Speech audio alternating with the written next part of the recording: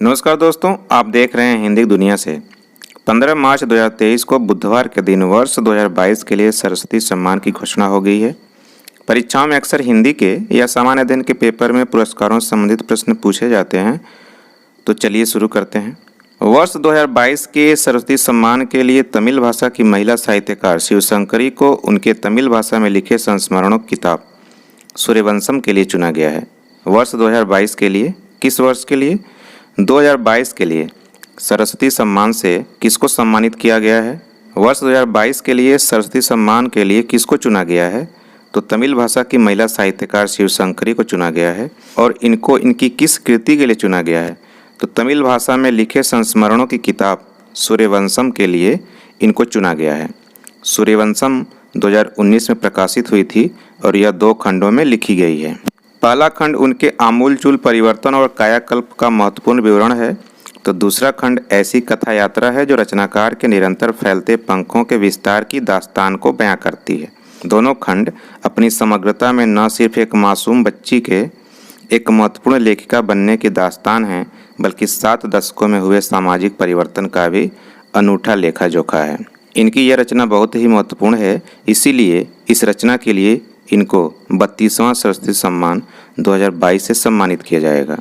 शिवशंकरी जी का जन्म 14 अक्टूबर 1942 को मद्रास में हुआ था, जिसे अब चेन्नई के नाम से जाना जाता है।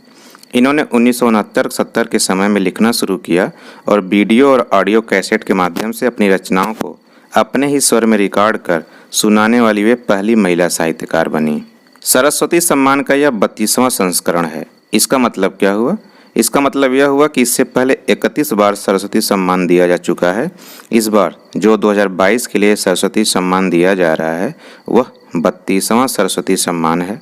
2022 के सरस्वती सम्मान के लिए पात्र साहित्यकार को चुनने के लिए जो चयन समिति गठित हुई थी, उसके अध्यक्ष कौन हैं? तो उसके अध्यक्ष हैं सर्वोच्च न्यायालय के मुख्य न्यायाधीश अर्जन कुमार। सरस्वती सम्मान की स्थापना के बिरला फाउंडेशन द्वारा 1991 में की गई थी। कब की गई थी?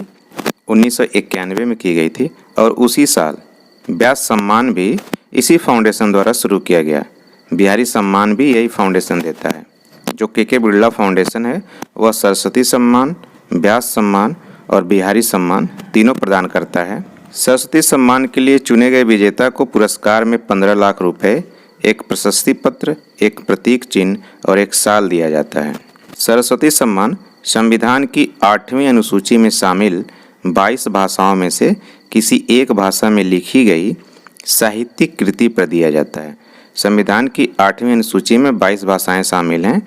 उन भाषाओं में से किसी एक भाषा में लिखी गई साहित्यिक कृति पे सरस्वती सम्मान दिया जाता है। यहाँ पे ध्यान देने वाली बात यह है कि व्यास सम्मान हिंदी भाषा की साहित्यिक कृति के लिए दिया जाता है और सरस्वती सम्मान जो है वह संविधान की 8वीं अनुसूची में शामिल 22 भाषाओं में से किसी एक भाषा पे। तो यह अंतर है दोनों में। सरस्वती सम्मान जिस वर्ष के लिए दिया जाता है उससे पहले के 10 वर्ष की अवधि में प्रकाशित कृति के लिए दिया जाता है। जैसे इस साल 2022 के लिए दिया जा रहा है, तो इसके पहले 10 साल की अवधि में जो प्रकाशित कृति है उसके लिए यह सम्मान दिया जा रहा है। 2022 के लिए व्यास सम्मान डॉक्टर ज्ञान चतुर्वेदी को उनके व्यंग्य उपन्यास पागलखाना के लिए दिया गया है और यह भी व्यास सम्मान का 32वां संस्करण है। तो एक इम्पॉर्टेंट तथ्य है, इसको भी याद रखिए।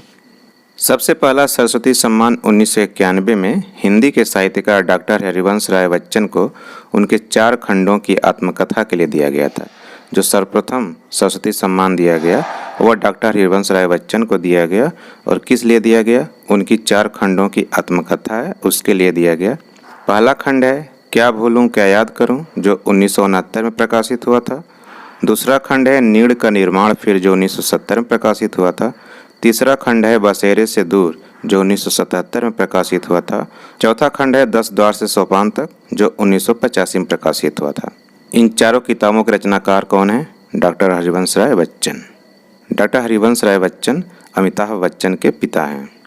सरस्वती सम्मान से सम्मानित होने वाली पहली महिला साहित्यकार मलयालम कवियत्री बालामणि अम्मा हैं, जो अपने काव्य संग्रह निवेदिम के लिए 1995 में सम्मानित की गई थी।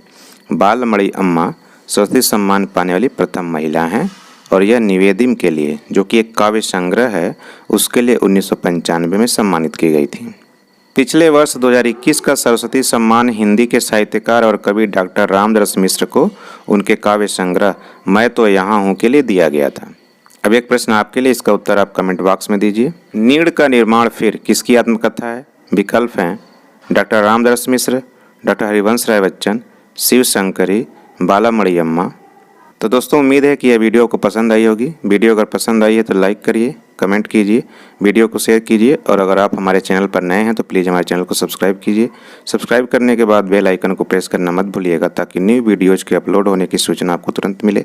मिलते हैं अगली वीडियो में, तब तक के लिए नमस्कार। आपका दिन शुभ हो।